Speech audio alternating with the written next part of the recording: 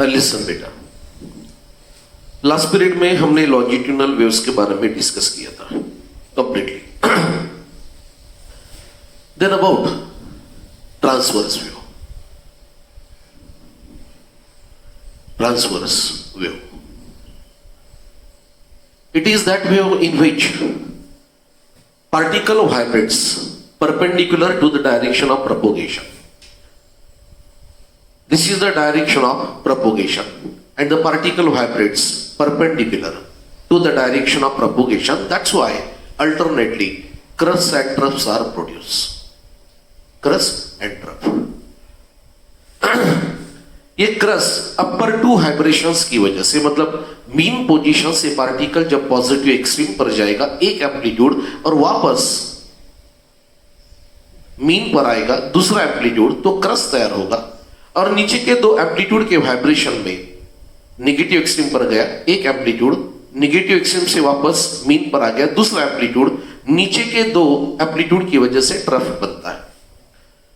इस तरह से ट्रांसवर्स वेव में अल्टरनेटली क्रस्ट एंड ट्रफ होते हैं.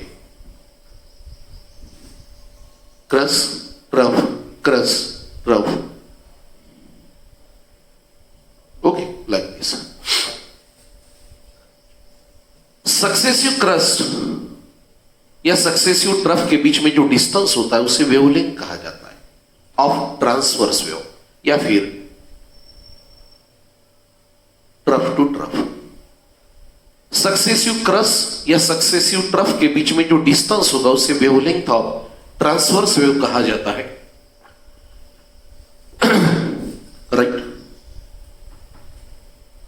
Velocity of transverse wave, velocity of transverse wave, that v equals to square root of t divided by small m, where capital T tension in the wire, tension in rod या wire, और small m mass of wire divided by length of wire, यानी mass per unit length.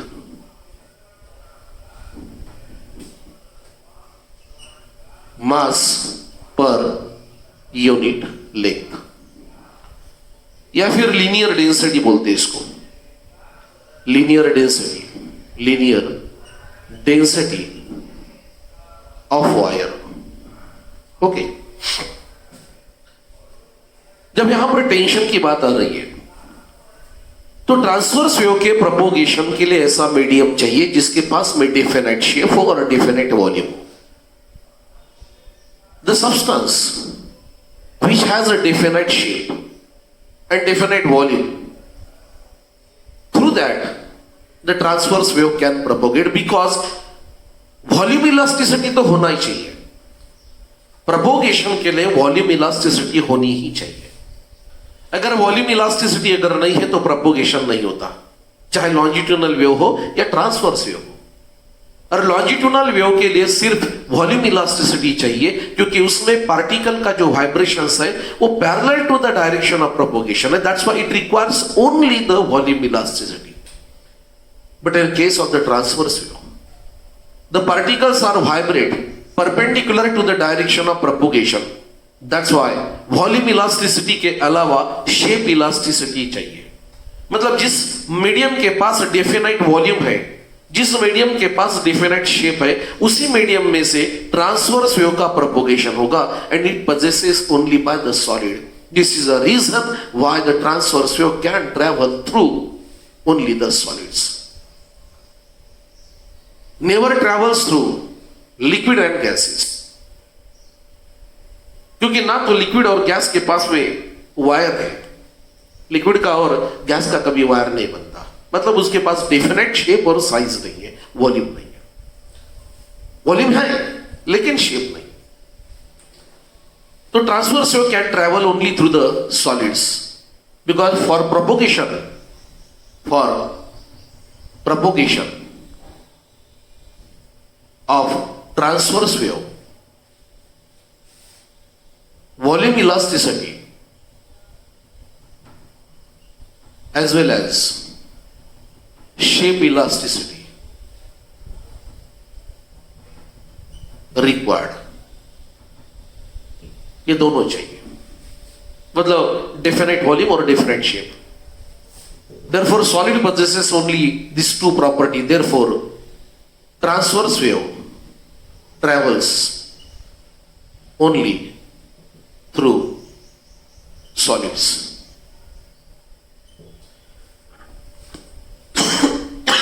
This is the reason why the transverse wave travels only through the solids. Right? But there is an exception. हम surface tension की बात discuss कर चुके हैं. Liquid का जो free surface है, the free surface of the liquid behaves like a stretch membrane. Therefore, the transverse wave can travel along the free surface of the liquid but not through the liquid. Transverse wave सिर्फ solids में से ही जाएगी.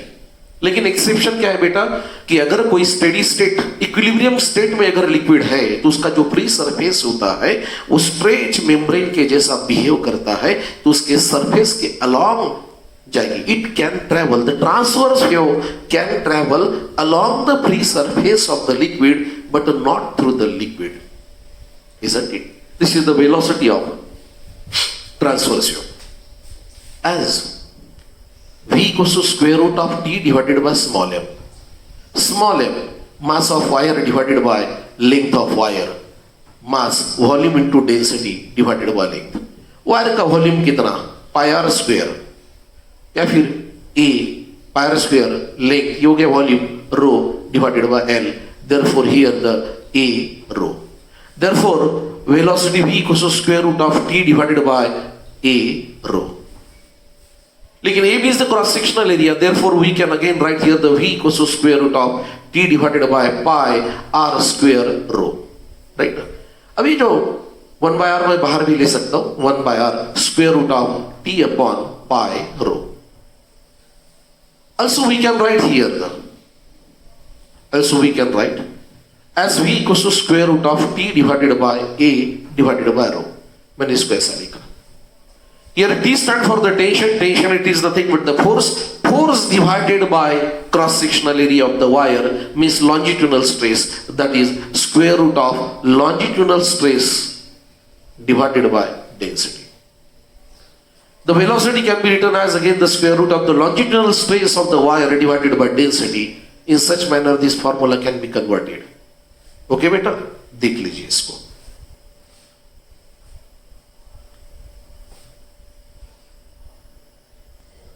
Listen beta. Then about the wave motion is doubly periodic. That is periodic in time and periodic in space. Space and distance. Space का मतलब distance. दोनों भी wave motion and wave motion दोनों का भी होता है. लॉन्जिट्यूडनल वेव का भी होता है, ट्रांसवर्स वेव का भी होता है. तो वेव मोशन डबली पीरियोडिक है. लॉन्जिट्यूडनल वेव को हम शो नहीं कर सकते, इसलिए मैं ट्रांसवर्स वेव लेता हूं. शो नहीं कर सकते इसका मतलब उसकी डायग्राम बता नहीं सकेंगे हम यहां पर. That's why.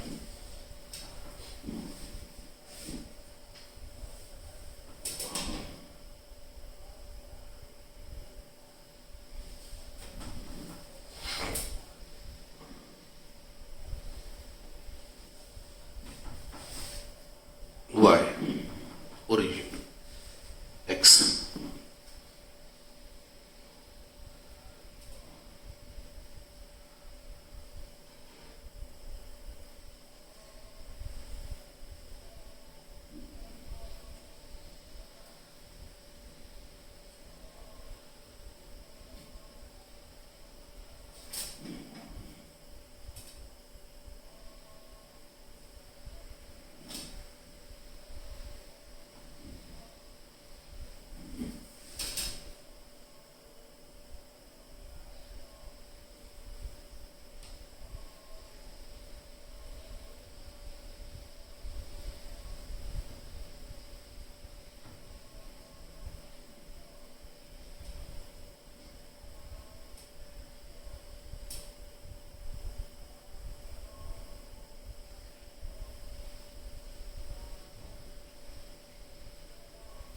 Listen.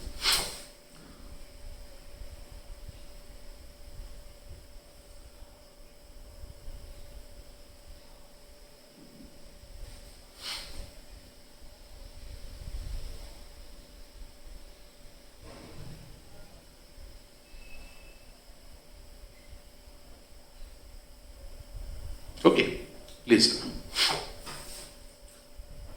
We have to show that the wave motion is doubly periodic, that is periodic in time as well as periodic in space.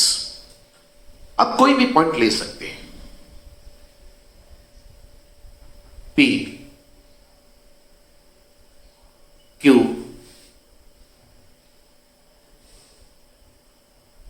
और ये R. ओके. P से लेकर तो Q तक, P से लेकर तो Q तक, P से लेकर तो Q तक एक वेव है, Q से लेकर तो R तक दूसरी वेव है. मतलब P से Q तक ये जो वेव का फॉर्म है, the shape of the wave, it forms in periodic time. क्योंकि एक वेव तैयार होने के लिए पेरियोडिक टाइम लगता है, इसका मतलब है ये पेरियोडिक टाइमिंग में इतनी वेव तैयार होगी. The shape of the wave P Q again repeats in periodic time.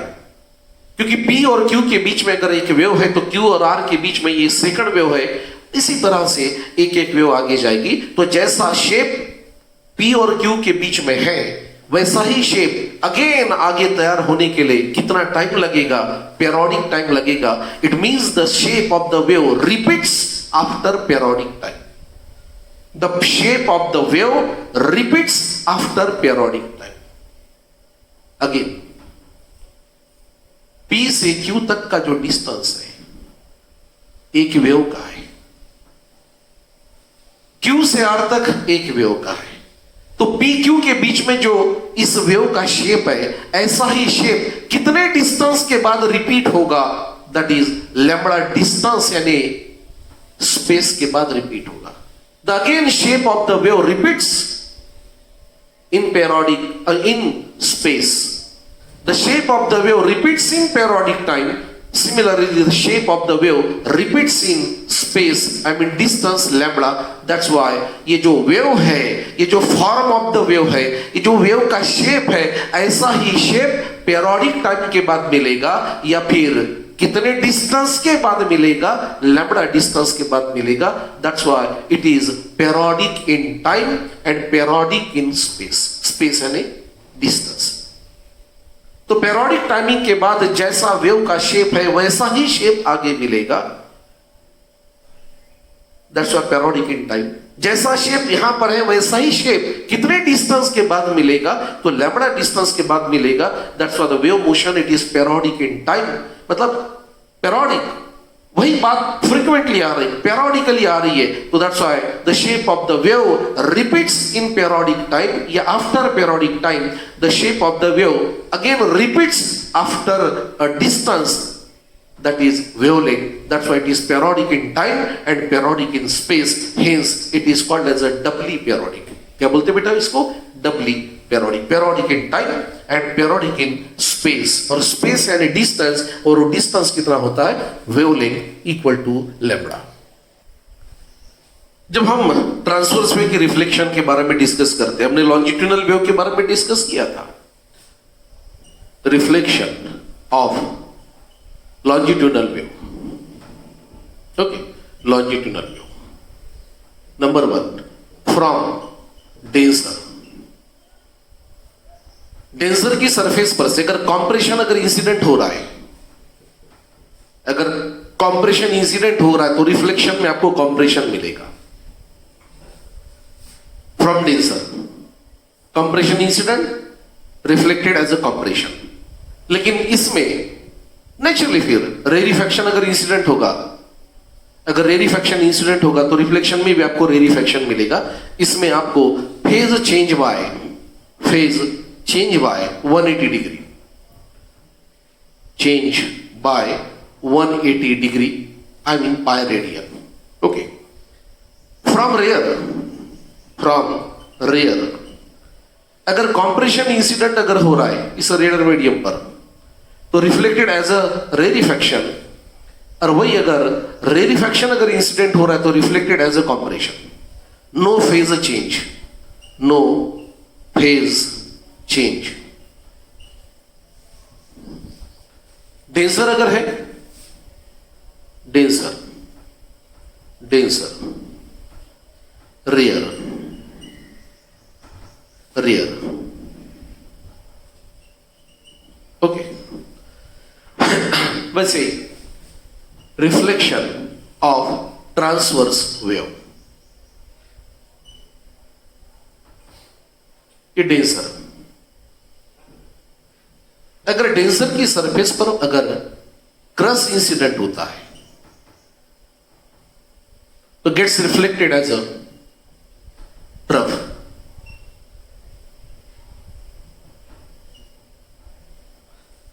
अगर क्रस इंसिडेंट होता है तो gets reflected as a trough. अगर ट्रफ इंसिडेंट अगर होता है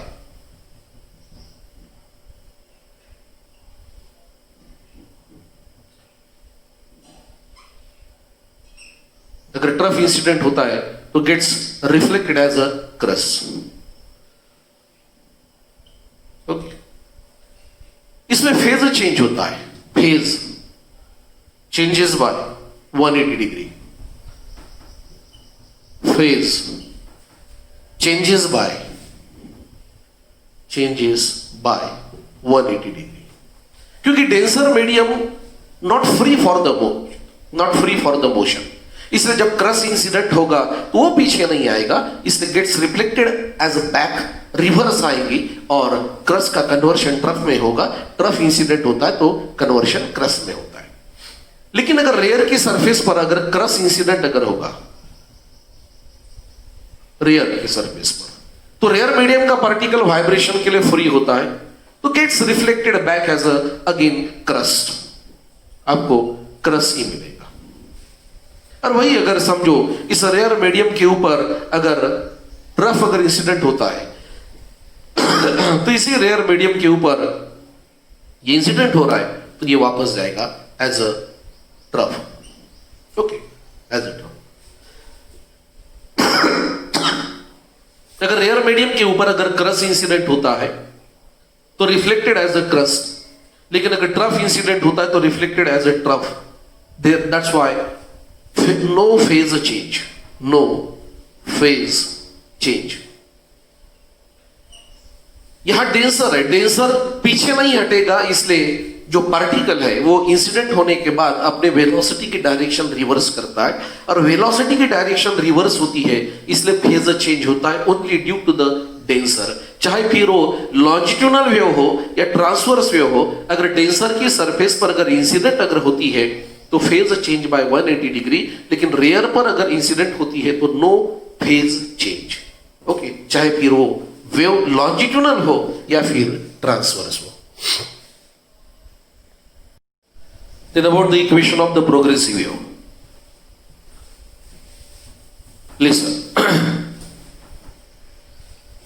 तो यहां पर प्रोग्रेसिव वेव लेता हूं, progressive transverse progressive wave. Consider a transverse progressive wave.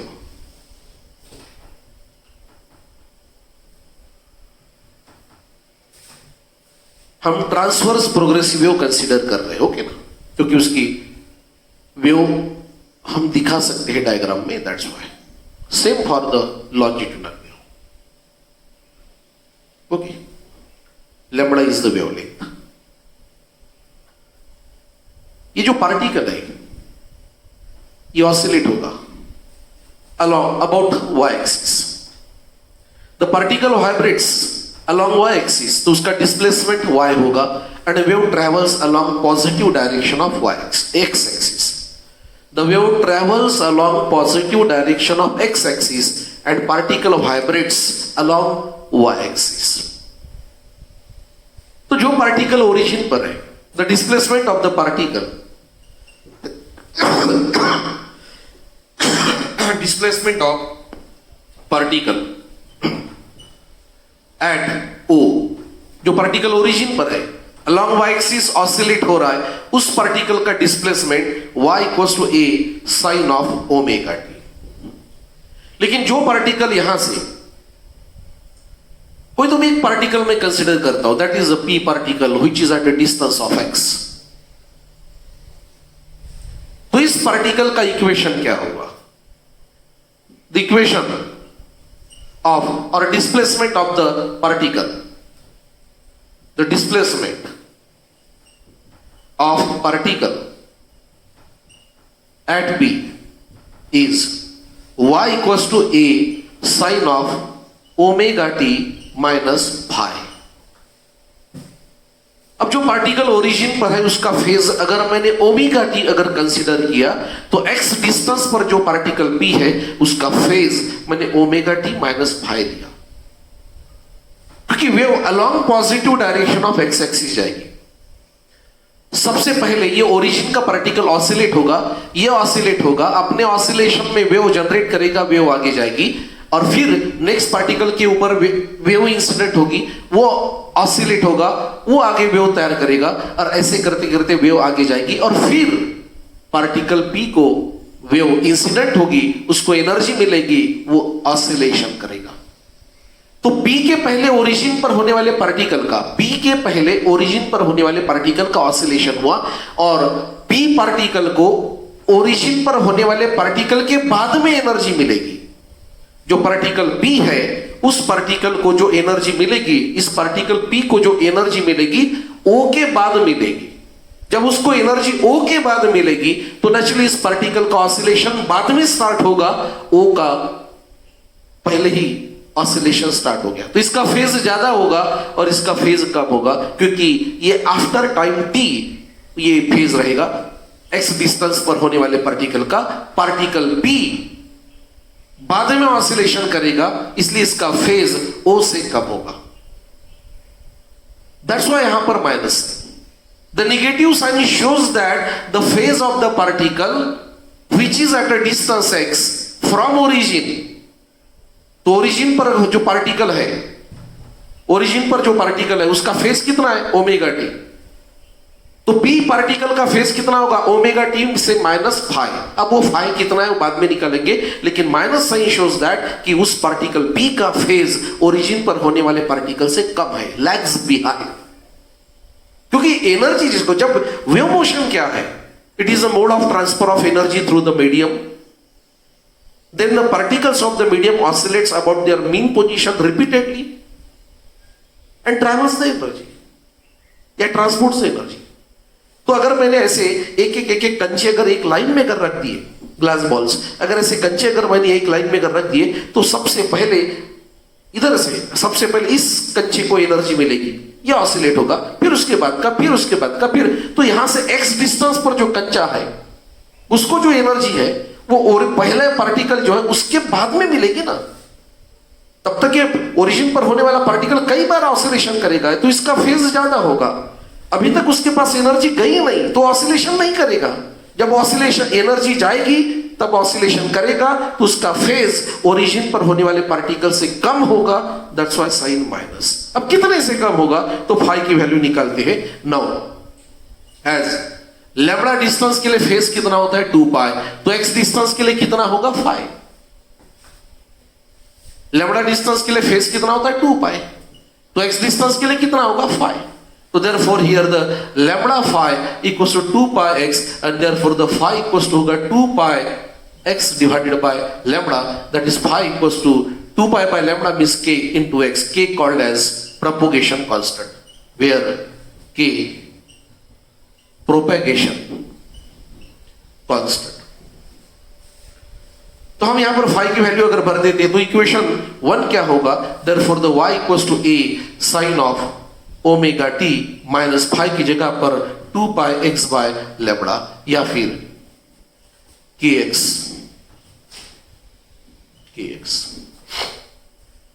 Okay ना? Therefore here the y equals to a sine of omega 2 pi divided by t, small t as it is, और यहां पर 2 pi divided by lambda into x। k means 2 pi by lambda.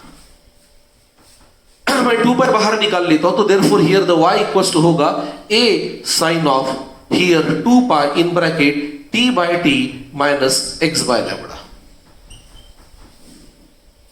Okay, therefore here again equation 2. This is the standard equation of the progressive wave. इसको progressive wave का equation क्यों कहा जाता है? क्योंकि साइन में x बाय लैम्बडा है. Sine में x बाय लैम्बडा है, तो x बाय लैम्बडा होने से ऐसे कैसे प्रोग्रेसिव वेव? जानते हो x क्या है? डिस्टेंस है. x डिस्टेंस है उस पर. y क्या है? डिस्प्लेसमेंट है. किसका? पार्टिकल p का. y डिस्प्लेसमेंट है पार्टिकल p का, मतलब पार्टिकल p ऑसिलेशन कर रहा है. जब ऑसिलेशन करेगा तभी उसका डिस्प्लेसमेंट होगा अलोंग y एक्सिस. तो y क्या है? डिस्प्लेसमेंट है. किसका? पार्टिकल का. कितने डिस्टेंस पर है? x डिस्टेंस पर है. मतलब ओरिजिन से x डिस्टेंस पर जो पार्टिकल है वो ऑसिलेशन कर रहा है, इसलिए उसके ऑसिलेशन का डिस्प्लेसमेंट का इक्वेशन निकला है. मतलब यहां तक एनर्जी आ चुकी है, continuously along x axis energy आ चुकी है. तो ये x कुछ भी हो सकता है. 1 किलोमीटर हो सकता है, आधा किलोमीटर हो सकता है, 100 मीटर हो सकता है. मतलब वेव ने x डिस्टेंस ट्रेवल किया, और जो wave along x axis x distance travel करेगी उसको कहा जाएगा प्रोग्रेसिव वेव. इसलिए x डिस्टेंस है और y डिस्प्लेसमेंट है. y पार्टिकल p का डिस्प्लेसमेंट है जो ओरिजिन से x डिस्टेंस पर है. ऐसी वेव जिसकी वेवलेंथ है लैम्बडा और पीरियोडिक टाइम है कैपिटल T, और एट टाइम t ये डिस्प्लेसमेंट उसका y होगा. लेकिन 1 बाय पीरियड मीन फ्रीक्वेंसी, तो therefore the y equals to a sine of that is 2 pi nt minus x by lambda. मैं ऐसे भी कर सकता हूं. Therefore, y equals to a sin of 2 pi. We know that v equals to n lambda, तो n equals to v by lambda. Okay, तो therefore मैं v की n की जगह पर v by lambda अगर रखता हूं, या फिर n को बाहर ले लेता हूं. पहले n बाहर ले लिया मैंने, तो यहां पर बचेगा that is here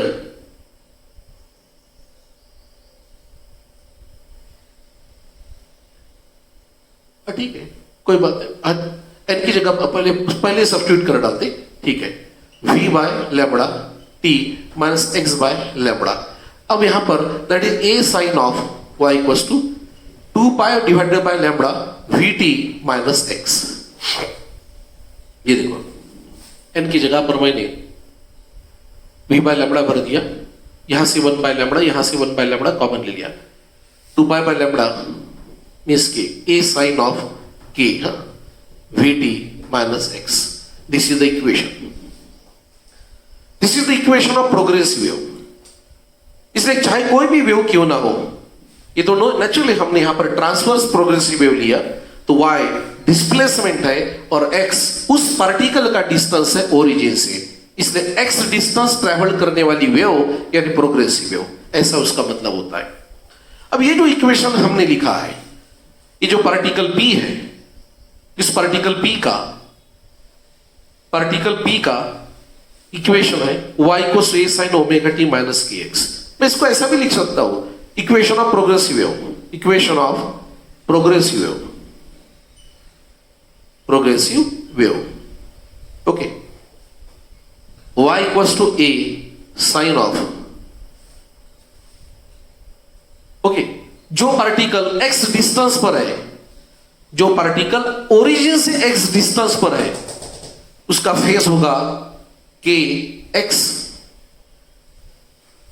ओके, और वेव कहां से स्टार्ट हो रही? ओरिजिन पर, पीछे. पार्टिकल यहां पर है, x डिस्टेंस के लिए फेस होगा x kx. x डिस्टेंस के लिए फेस कितना होगा? x डिस्टेंस के लिए फेस कितना होगा? kx. लेकिन वेव कहां से आ रही? ओरिजिन से. ओरिजिन किधर है? लेफ्ट हैंड साइड में, इसलिए साइन माइनस. तो at any time t phase कितना होगा? Omega t. द इक्वेशन आपके टेक्स्ट बुक में ही दिया है, a sine kx minus omega t. मतलब जो पार्टिकल x डिस्टेंस पर है, x डिस्टेंस पर, तो x डिस्टेंस के लिए फेज होगा kx, फेज kx. लेकिन वेव कहां से आ रही? ओरिजिन से. ओरिजिन किधर है? लेफ्ट में, पीछे. That's why sign minus. At any time t तो फेज कितना होगा? फिर दैट इज ओमेगा टी, इसलिए k x minus omega t. Equation ऐसा है, दोनों यहां लिखो या ये लिखो, दोनों में कोई फर्क नहीं। यहां पर विथ रिस्पेक्ट टू टाइम पहले लिया है या विथ रिस्पेक्ट टू डिस्टेंस पहले लिया हुआ है। ओके, ये वेव इक्वेशन समझो। अगर ऐसा लिखा y इक्वल्स टू ए, हाँ उसमें माइनस साइन इसलिए दोनों तरीके से अपन अलग अलग तरीके से बोल सकते। यहां मैंने ये कहा कि पार्टिकल p x डिस्टेंस पर है इसलिए उसका फेज kx होगा, और ओरिजिन कहां पर है, पीछे है, इसलिए साइन माइनस। और यहां मैंने ये कहा कि ओरिजिन पर होने वाले पार्टिकल का फेज कितना है, ओमेगा टी, और जो पार्टिकल आगे है वो बाद में ऑसिलेशन करेगा तो उसका फेज ओरिजिन पर होने वाले पार्टिकल से कम होगा, लैग्स बिहाइंड, इसलिए माइनस साइन। बात वही है, रिप्रेजेंटेशन बदल रहा है, भगवान वही हुए, हम उसकी पूजा अलग अलग अपनी तरह कैसे करते हैं, अपनी तरह से करते हैं। वैसे ही यहां पर है कि बात वही है, हम लिखने का, सोचने का और बोलने का तरीका बदल रहा है, वरना meaning is the same. Along positive direction of X axis है, wave travels along positive direction of X axis, that's why हर आगे वाले पार्टिकल का फेज पहले वाले पार्टिकल से कम होगा। अगर P के पहले अगर A पार्टिकल है तो पहले A के पास वेव आएगी, A ऑसिलेशन करेगा, उसके बाद में पार्टिकल P को वेव मिलेगी, फिर बाद में P पार्टिकल ऑसिलेशन करेगा, इसलिए P का फेज A पर होने वाले फेज से कम होगा। हर आगे वाले पार्टिकल को A वेव बाद में मिलेगी, वो बाद में ऑसिलेशन करेगा, इसलिए उसका बाद में फेज क्रिएट होगा, इसलिए हर आगे वाले पार्टिकल का फेज पहले वाले पार्टिकल से कम होगा। The phase of the particle which is a certain distance ahead, that phase is always lags behind with the previous particle. हर आगे वाले पार्टिकल का फेज पहले वाले पार्टिकल से कम होगा, इसलिए sign minus when the wave travels along positive direction of x axis, along positive direction of x axis। तो देयरफॉर अलोंग नेगेटिव डायरेक्शन अगर जाएगी तो नेचुरली बात तो वही है, हर आगे वाले पार्टिकल का फेज पहले वाले से कम होगा, मतलब माइनस साइन, लेकिन नेगेटिव डायरेक्शन में तो minus of minus plus, along negative X direction. यही इक्वेशन बनेगा y equals to here a sine of here omega T minus K X plus रहेगा, या फिर y equals to a sine of here kx plus omega T. Wave अगर along positive direction of X axis जा रही है तो आगे वाले पार्टिकल का फेज पहले वाले पार्टिकल से कम होगा। वैसी वेव अगर निगेटिव डायरेक्शन में अगर जा रही है तो यहां पर भी जो पार्टिकल है उसका जो फेज होगा, उसका फेज ओरिजिन पर होने वाले पार्टिकल से कम होगा, लैग्स बिहाइंड, माइनस होगा, लेकिन निगेटिव डायरेक्शन में माइनस और minus plus, that's why plus. In general we can write, लिख लो इसको पहले,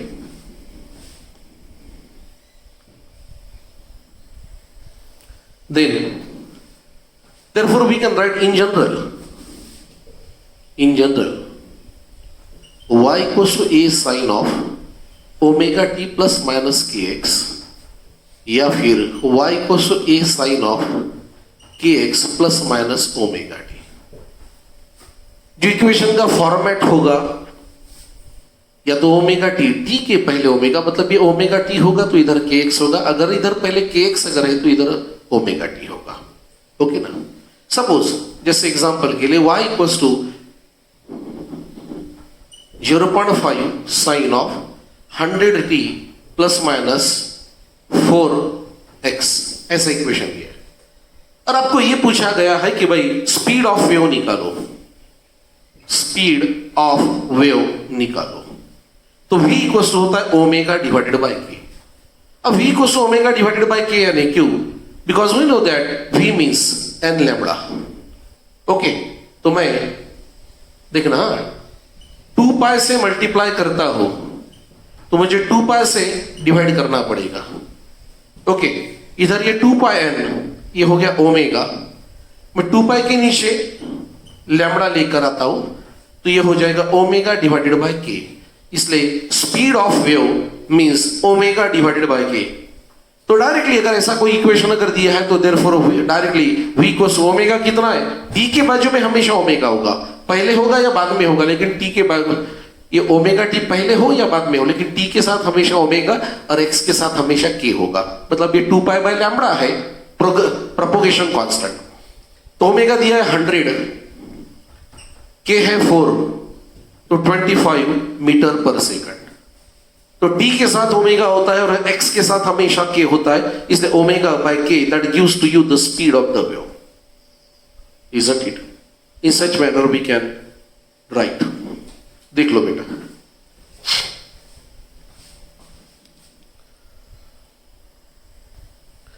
now the relation between the wave velocity and the particle velocity.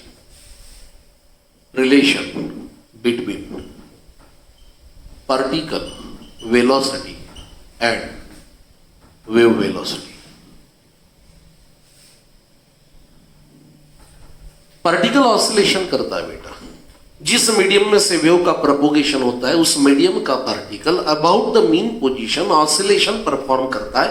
इसलिए पार्टिकल अगर ऑसिलेशन करेगा तो therefore particle velocity b suffix t equals to omega square root of a square minus y square, because अगर transverse wave है तो along y axis wave हो जाएगी along x axis.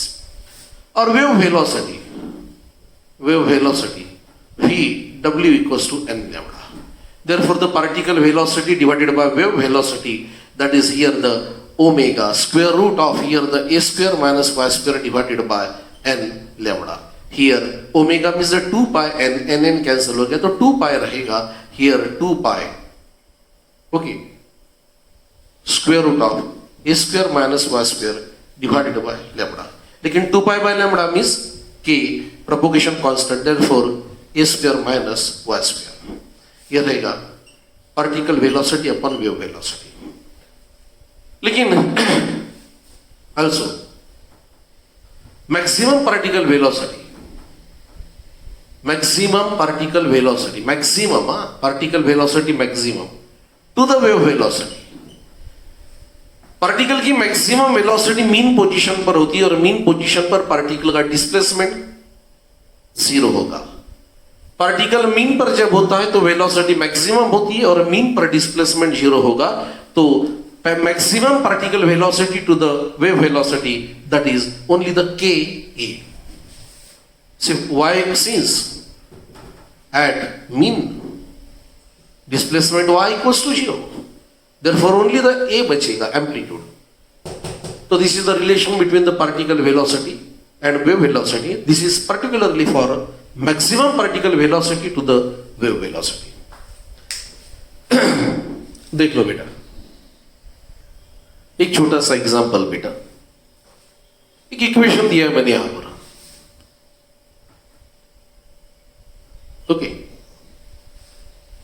y equals to sin pi 40 divided by 0.05 minus x divided by 0.5, पूरा equation SI में इन SI। तो amplitude, periodic time, frequency और wave velocity हमको निकालना है। तो जब तक साइन और ब्रैकेट के बीच में, जो ब्रैकेट है इन दोनों के बीच में, जब तक यहां 2 पाई नहीं होगा तब तक इक्वेशन स्टैंडर्ड फॉर्मेट में नहीं है। तो यहां पर ये होगा y इक्वल्स टू साइन 2 पाई। अब 2 कहां से, मुझे यहां से लाना पड़ेगा, इधर से। तो यहां कितना बचेगा, 2t डिवाइडेड बाय 0.05 माइनस, यहां 2 नहीं था, यहां 2 नहीं था तो भी मैंने ये यहां 2 लिखने के लिए दोनों जगह से 2 लाना पड़ेगा। 4 में से तो 2 आ गया तो इसलिए 2 बचा, यहां नहीं था तो मैं 2 डिवाइडेड बाय, मतलब 2 डिवाइडेड बाय 2 ऐसा लिख सकता हूं, 2 डिवाइडेड बाय 2। तो ऊपर का 2 इधर आ गया और नीचे होगा 0.5 मल्टीप्लाई बाय 2 यानी 1, तो x डिवाइडेड बाय 1 ऐसा हो गया, ओके। अब ऊपर भी 2 नहीं चाहिए, नीचे लाना पड़ेगा। तो therefore the y equals to sine of 2 pi here t divided by 0.05 divided by 2 minus x divided by 1। And standard equation is y equals to a sin of 2 pi t divided by t minus x by lambda। Sine के पहले amplitude होता है, यहां कुछ नहीं, इसका मतलब amplitude है तो देयरफॉर एम्पलीट्यूड 1 मीटर हो गया। स्मॉल टी के नीचे कैपिटल टी होता है तो कैपिटल टी हो गया, that is here the 0.05 divided by 2 कर लेना आपने। एक्स के नीचे हमेशा लैम्बडा होता है तो लैम्बडा हो गया, that is here the 1 metre. और फ्रीक्वेंसी अगर निकालनी है तो n इक्वल्स टू होगा 1/t यानी 2 डिवाइडेड बाय 0.05 यानी 200 डिवाइडेड बाय 5 कर लेना। ओके, और स्पीड यानी v equals to n lambda. Okay, frequency यहां पर निकलेगी, लैम्बडा से मल्टीप्लाई करो, n lambda metre per second. Isn't it? First, second.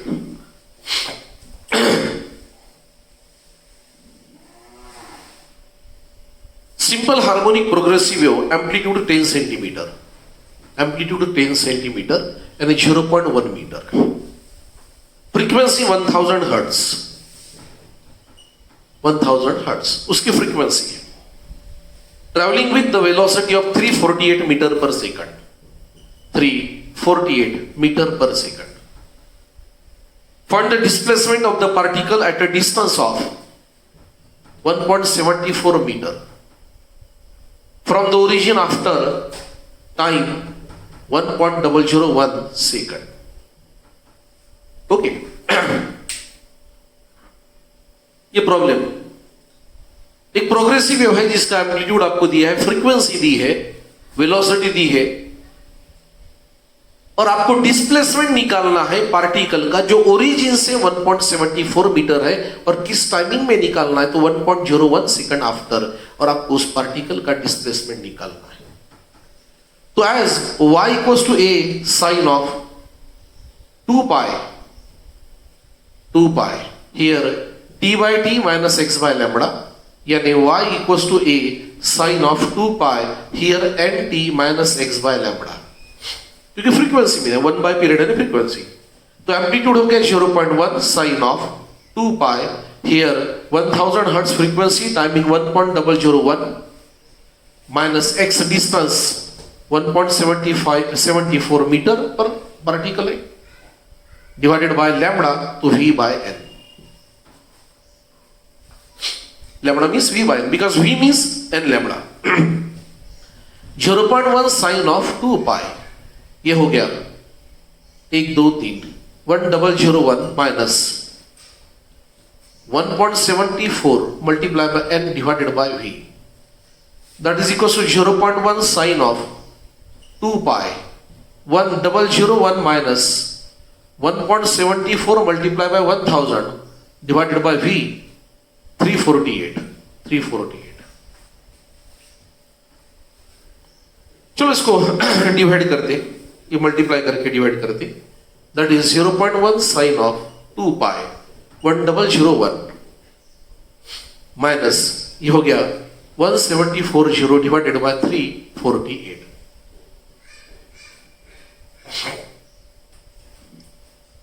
One 174 का डबल 348 है। ओके, तो 5 बचेगा नहीं। 174 का डबल 348 है, 174 348 2, तो यहां बचा 10 डिवाइडेड बाय 2 यानी 5। Therefore y equals to 0.1 sine of 2 pi sine of 2 pi 1001 minus 10। Okay, जब तक ब्रैकेट सॉल्व नहीं होता 2 पाई अंदर नहीं लेने का। ओके, जब तक सॉल्व हो रहा है, अब 1000 में से 1001 में से 10 माइनस करना है। 1000 में से 10 गया 990 और ये 991, 0.1 sine of 2 pi 991, that is 0.1 sine of here 2 8 वापस 18 19 पाई। तो therefore y इक्वल्स टू हो गया 0.1 sine of 1982 pi. Since sine of n pi equals to 0 where n equals to 0 1 2 and so on, तो 1982 पाई मीन साइन ऑफ एन पाई में आएगा, और sign of N पाई हमेशा zero होता है, तो therefore the displacement of that particle zero, मतलब particle mean position पर है इस टाइमिंग पर, जो पार्टिकल ओरिजिन से 175 मीटर डिस्टेंस पर है।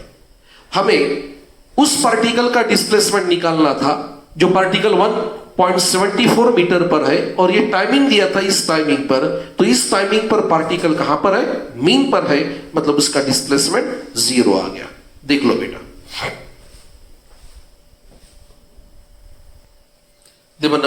About next one, sound wave of amplitude 10 centimetre, amplitude 10 centimetre यानी 0.1 मीटर, फ्रीक्वेंसी 1000 हर्ट्ज, 1000 हर्ट्ज, और velocity 300 metre per second. Calculate the displacement of the particle at a distance of 3 centimetre यानी 0.03 metre after the timing t 1.001 second. Okay, और again आपको displacement निकालना है, same as it is जो हमने किया है according to that. y equals to a sine of 2 pi nt, 2 pi nt minus x by lambda, that is 0.1 sine of 2 pi 1001 frequency, 1000 multiply by at time 0.001 timing minus x 3 centimeter यानी 0.03 और lambda यानी v by n, again that is 0.1 sine of 2 pi, here 1001 minus 0.03 multiply by n divided by v, that is 0.1 sine of 2 pi 1001 minus 0.03 multiply by 1000 divided by v 300। Okay, एक zero के साथ एक zero cancel हो गया, 1 2, देख लो 3 divided by 30 हो गया यानी 1/10 हो गया। 0.1 sine of 2 pi 1001 minus 1/10। Okay, चलो अब इसके बाद में अगर मैं इसको 0.1 लिखता हूं और फिर 2 पाई यहां पर लेता हूं तो कॉम्प्लिकेशन आएगा, तो दैट्स व्हाई अब इसके बाद में इधर दोनों फ्रैक्शन वहीं आना चाहिए, इसके बाद में जहां से फ्रैक्शन आगे आएगा वहां पर रुक जाना, फिर 2 पाई अंदर ले लेना। Therefore y equals to 0.1 sine of 2 pi अंदर ले लो, ये हो जाएगा 2002 pi minus 2 pi divided by 5, that is 0.1 sine of 2002 pi minus, that is 2 pi by 10 यानी pi by 5, pi by 5। Since ये इवन मल्टीपल है, sine of 2n pi minus theta minus sine theta, ये twice in it, even multiple, sine of even multiple of pi minus theta यानी minus sine theta, तो ये आ जाएगा minus 0.1 sine of pi by 5। ये कर लेना आगे, इसीलिए मैंने आपको ये प्रॉब्लम बताया ताकि इसको बस वहां पर फॉर्मूला ट्रिग्नोमेट्रिक फॉर्मूला लगेगा, दैट्स व्हाई माइनस साइन आएगी। इसका आंसर जो है वो आंसर चेक कर लेना, आपने टैली कर लेना, -5.878 -5.878 into 10 to the power -2 metre, -2 metre check कर लेना बेटा। ओके, देख लो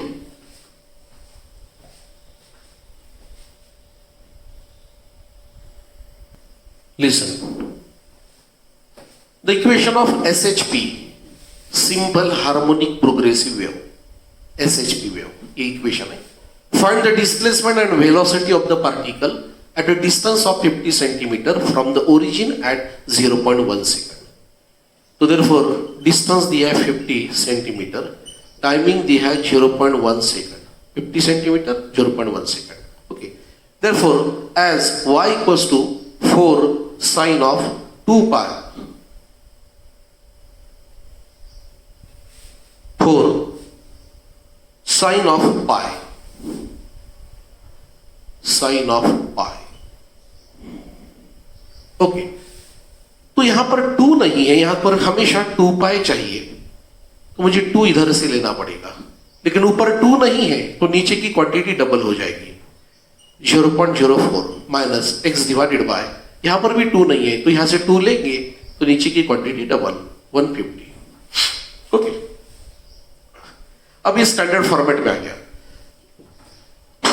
y equals to 4 sine of 2 pi time 0.1 0.04 minus distance 50 centimetre 150, ये टाइमिंग और डिस्टेंस दिया है।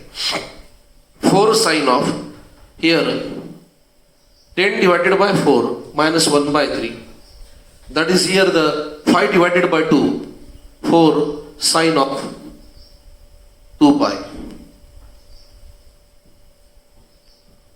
2 pi, 5 divided by 2 minus 1 by 3, simplify करते 4 sine of 2 pi 15 minus 2 13 by 6। Okay, 15 minus 2 divided by 6। अब ये हो गया 2 6, ये हो गया 3। ओके, अब ये आ गया y equals to 4 sine of 13 pi by 6, that is 4 sine of pi plus pi by 6। ओके, अगर इस तरह से अगर आ गया तो पहले pi by something as it is लिख लेना। पाई बाय 6 है तो मैंने pi by 6 as it is लिख लिया, प्लस साइन दे दिया और पाई लिख लिया। अब इन दोनों का प्रोडक्ट और ये एडिशन 13 आना चाहिए, उतने पाई यहां पर होना चाहिए। ये देखो 6 पाई प्लस पाई 7 पाई हो जाएगा, मतलब यहां 1 नहीं, अब 2 देखते हैं। 12 पाई प्लस पाई 13 पाई, तो इस तरह से यहां के पाई बढ़ाते जाना। तो पहले pi by something as it is plus pi लिख लेना। अब यहां मल्टीपल 1 चाहिए, 2 चाहिए, 3 चाहिए या 4 चाहिए, तो इन दोनों का प्रोडक्ट प्लस ये पाई इतना आना चाहिए, तो यहां पर 2 पाई चाहिए। अब sine of even pi plus theta sine theta, तो therefore 4 sine of here pi by 6। Okay, since sine 2n pi plus theta यानी sine theta, that is here the y equals to 4 sine pi by 6 sine 60 root 3 by 2, root 3 by 2, that is y equals to 2 root 3 centimetre कर लेना। Okay, ये displacement हो गया, ये particle का displacement हो गया। अब उसकी वेलोसिटी निकालनी है। Now velocity of particle, particle की वेलोसिटी, पार्टिकल ऑसिलेशन करता है तो इसकी velocity omega square root of a square minus y square, नहीं तो v equal to n lambda लिखोगे, v equal to n lambda लिखोगे तो गलत हो जाएगा। वो वेव की वेलोसिटी है, पार्टिकल ऑसिलेशन करता है तो ऑसिलेशन करने वाले पार्टिकल की वेलोसिटी ये होती है ओमेगा 2 पाई n या 2 pi by capital 2 pi by t square root of amplitude का स्क्वायर माइनस डिस्प्लेसमेंट का स्क्वायर 2 रूट 3 का स्क्वायर। कैपिटल टी की वैल्यू कितनी? 0.02 नहीं 0.04, क्योंकि जब तक यहां पर 2 पाई नहीं होता साइन और डब्बे के बीच में, साइन और फेस के बीच में जब तक 2 पाई नहीं होगा ये क्वांटिटीज अपनी ओरिजिनल फॉर्मेट में नहीं होती। अब ये कैपिटल टी है और ये लैम्बडा है, अदरवाइज 0.02 अगर लिया तो देखो यहां पर सिर्फ पाई है, जब तक यहां 2 पाई नहीं होता ये क्वांटिटीज अपनी ओरिजिनल फॉर्मेट में नहीं होती। तो कैपिटल टी अपने पास 0.04 है, तो देयरफॉर 2 पाई 0.04 स्क्वायर रूट में 16 माइनस यहां पर होगा 4 multiply by 3 4 3 12 12, that is 2 pi divided bye 0.04 multiply by 4। Okay, कर लेना बेटा मीटर पर सेकंड में, 4 4 कैंसिल होगा, 10 to the power -2 ऊपर लेकर आओ 100। Okay, 6.28 multiplied by 100, 6.628 centimeter per second. All are in series, centimeter per second. देख लो इसको भी.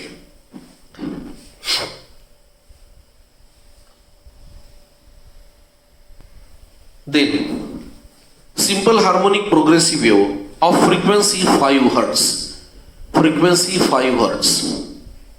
Traveling along positive x direction with the velocity of 40 metre per second. Wave along positive x axis जा रही है और उसकी स्पीड है 40 metre per second.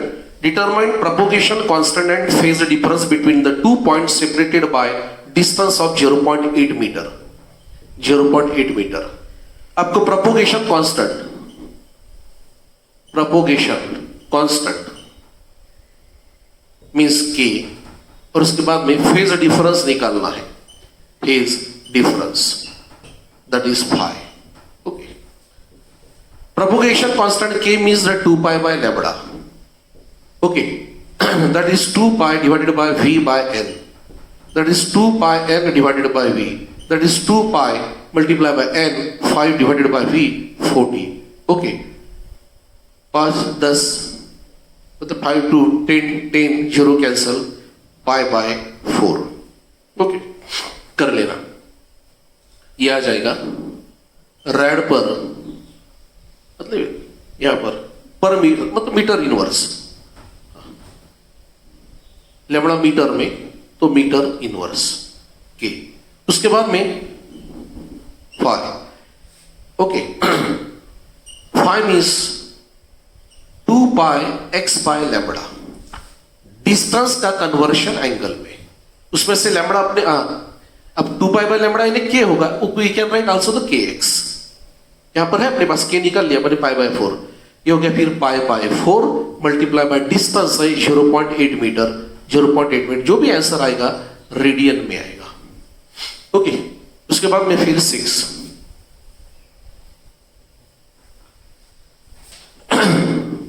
Sound wave of amplitude 20 centimetre. Amplitude 20 centimetre. Traveling with the velocity 310 meter per second.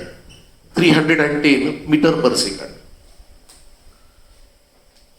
Calculate the displacement of the particle at a distance of 3.1 meter.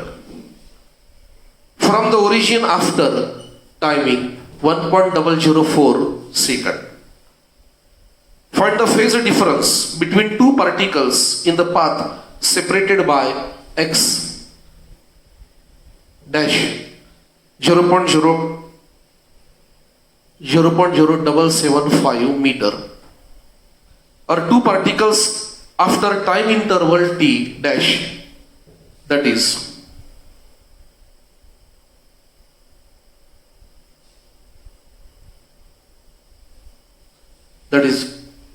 0.001 second.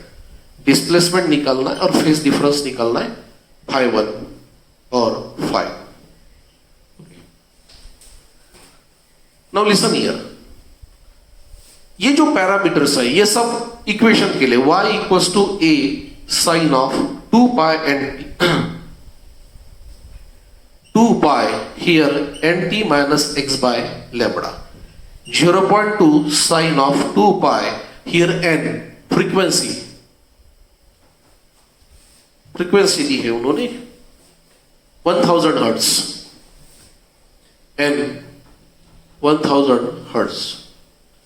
1000 multiply by timing दिया, ये timing है वो 1.004 minus x distance 3.1 v by n. That is here the 0.2 sine of 2 pi. ये हो जाएगा 1004 minus 3.1 multiply by n और यहां पर v. Okay. Now y equals to 0.2 sine of 2 pi here 1004 minus 3.1 multiply by 1000 divided by 310. ये कर लेना आपने. जीरो के साथ जीरो कैंसिल हो गया और यहां पर फिर डिफरेंस लेना है, निकाल लेना y. नाउ अब यहां पर यह कहा है कि दो पार्टिकल के बीच में का डिफरेंस, समझो ये दो पार्टिकल्स है, ये P है, ये Q है, और इनके बीच में का डिस्टेंस x डैश है। इसका फेज φ1 होगा, इसका फेज φ2 होगा, दोनों का डिफरेंस φ होगा।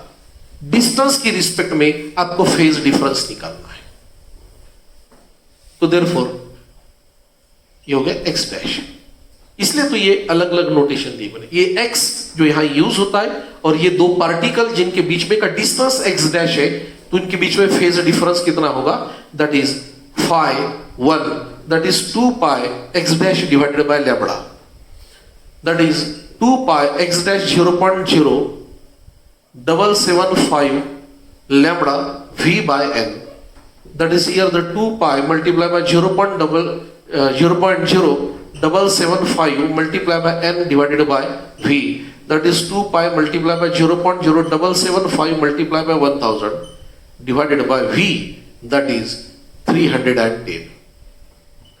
अब 1000 इससे मल्टीप्लाई किया तो 1 2 3, तो यह आ जाएगा 2 पाई मल्टीप्लाई बाय 77.5 डिवाइडेड बाय 310, कर लेना रेडियन में। इसी तरह से दूसरा फेज डिफरेंस φ2 निकालना है, उसके लिए टाइम इंटरवल दिया है। ये पहला निकालना है डिस्टेंस की वजह से एंगल, दूसरा टाइमिंग, मतलब P का टाइम T1 होगा और Q का टाइम T2 होगा, T2 माइनस T1 यानी T डैश, टाइम इंटरवल। तो देयरफॉर φ2 यानी omega T dash, that is here the 2 pi T dash divided bye D। मतलब टाइमिंग का कन्वर्शन एंगल में होता है तो डिस्टेंस का भी होता है, दैट्स व्हाई। अब यहां पर 2 pi T dash 0.001 divided by capital T periodic time, या फिर फ्रीक्वेंसी ले लो, फ्रीक्वेंसी दी हुई है तो directly we can write again, that is 2 pi T dash n, या फिर 2 pi n into T dash, that is here the 2 pi multiplied by 1000 multiplied by 0.001, 1000 से multiply करोगे 1 बनेगा, 2 पाई से मल्टीप्लाई करोगे तो दैट इज 2 पाई, ये रेडियन। इन सच वे, तो ये इस प्रॉब्लम की खासियत है, यहां पर दो पार्टिकल के बीच में का डिस्टेंस दिया है आपको x डैश, और उनके बीच में का फेज डिफरेंस निकालना है, और यहां दो पार्टिकल के बीच में का टाइम इंटरवल दिया है, तो उनके बीच में का फेज डिफरेंस निकालना है। ये डिस्टेंस का कन्वर्शन φ1 एंगल में, ये टाइम का कन्वर्शन φ2, ओके, और डिस्प्लेसमेंट निकालना है। 2-3 होमवर्क के लिए देता हूं, सॉल्व करने की कोशिश करना है आपको उसे, ओके बेटा। चलो बाकी कर लेते हैं, बाद में देखते हैं।